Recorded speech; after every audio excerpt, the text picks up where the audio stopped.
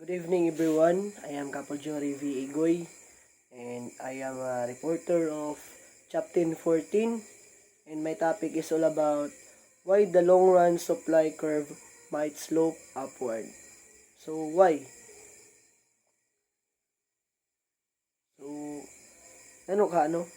So, there are two reasons that the long run market supply curve might slope upward. The first is that some resource used in production may be available on in limited quantities.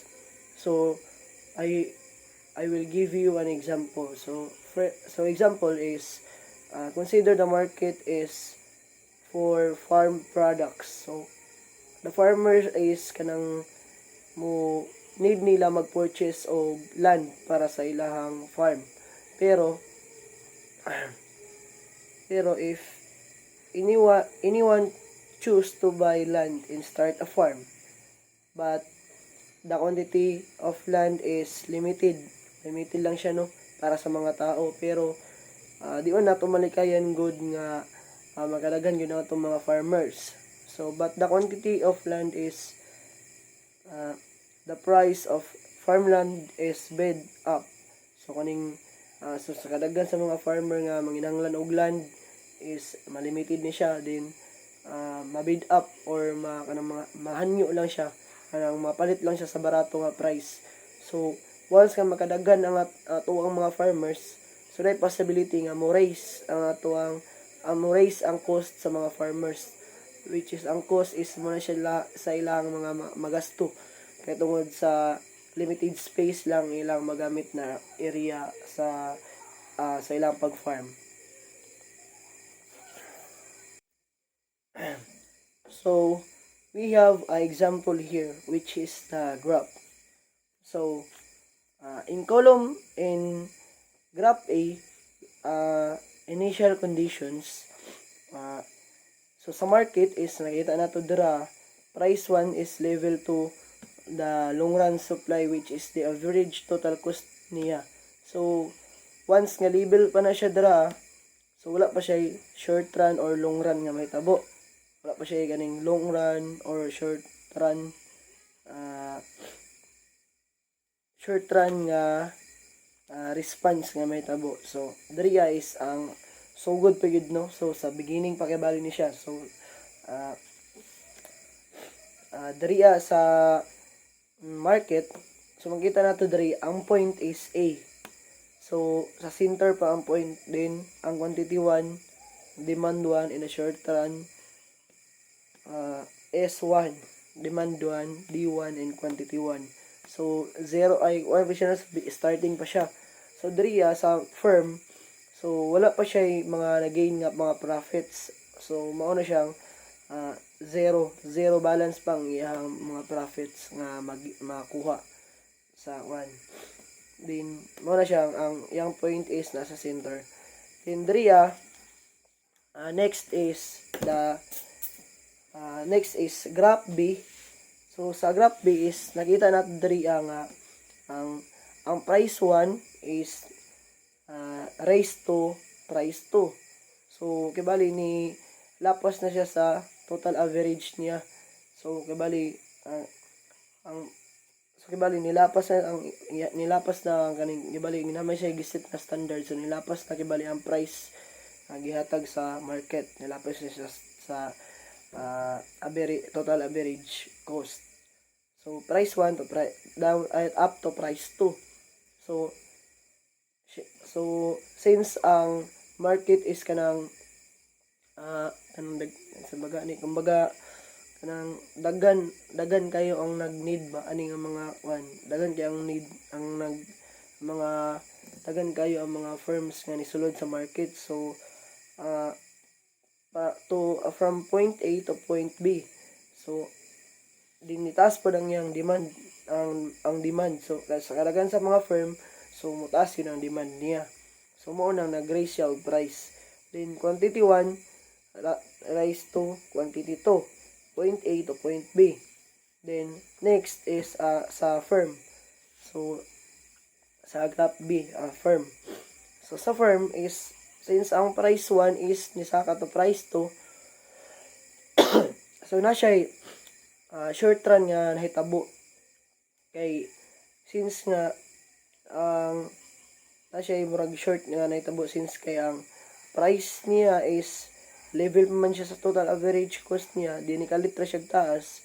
So na may ginaset nga standard, so mo na pasabot na siya kuan kay na siya short run nga may tamo mo na short run response kay tungod ang demand ang ginademand is kanang ang mga supply na ginademand is kanang sit lang siya sa standard, pero pag mulapas na kadara sa price nga yata sa pasabot is grabe ka kusog ang firm nga manulod sa market. So mo na siyang need sa market nga motaas og price, but ang supply is na short nga mahitabo. Then ang ilaha pong magain sa firm nga pud sila nga kumbaga shortage sa mahitabo, kaya since napalit nila ang product, like for example product, since napalit nila ang product sa higher price, then sa higher price sa market, then pag murag na sila kaning alkansi sab sila. Then next is dili siya alkansi, kumbaga napas sila mag-gain food pero di gamay lang. Then diriya sa graph C sa long run response, so diriya is to from price to, di ba, nisaka man to ang price to down to price 1. Then from point A to rise to point B, since nagtaas man ang price kagaina. Then back to down na pud siya to price to point C. So since nga nibaba na ang price pero kay daghan naman ang mga firm nga nisulod sa market, mo to siya nga nadungagan ang kaning demand nga kinahanglanon sa market. So quantity 1 rise to quantity 2 rise to quantity 3. So diri po lang is makita nato nga ang market is kaning gadawat lang sila og mga firm, but wala sila ang market is dagan og gasulod nga mga firm. So mo nang kinahanglan nga ang demand pud is magataas and ang supply is magkadaghan. So since nga baba na ang price, so mas daghan gyud ang mga firm nga maka-avail or maka-purchase ng mga product sa market. Then firm, next is graph C, firm. Sa firm is since back to price 1 naman since back to original price, ang marginal cost and ang average total cost niya is level. Then and then back to zero. Since nakita natin dara nga ang point niya is nasa center. So back to zero na kabalik ang profit is mo back to zero. So nga na lang siya mura siya gi-cycle kibali. Mura ra kibali gi-cycle ang market ug ang firm. So next is about conclusion behind the supply curve. So conclusion no. So ang conclusion behind the supply curve is diri taga nakakuha ta based sa mga graphs, mga examples nga nahatag is kaniyang ang nakuha nato dito gikan sa chapter 1 to chapter 14 is ang is pag mag-base ta sa mga is pagkabali kung magpalit tag goods gikan sa competitive market is kaniyang natay kaning kumbaga kaning natay ginakuan kumbaga natay kuan is natay ginakuan para maabil nato to mapalit nato to na goods. And if kung sa maximize profit maximize dito sa competitive market na makapalit, mas dito is mas barato siya. Then kaning kuan lang kaning ang price niya is kaning na lang siya sa average nga maximum lang ay kaning kuan lang maximum lang nga price or maximum price lang siya. Kung usa nga ginaset nga price ang ginatag, so mo to mapalit nga price. Then dali po na to makuan no mabalaan kung ang firm is a price taker ba siya. So para sa inyo, price taker ba or dili ang firm?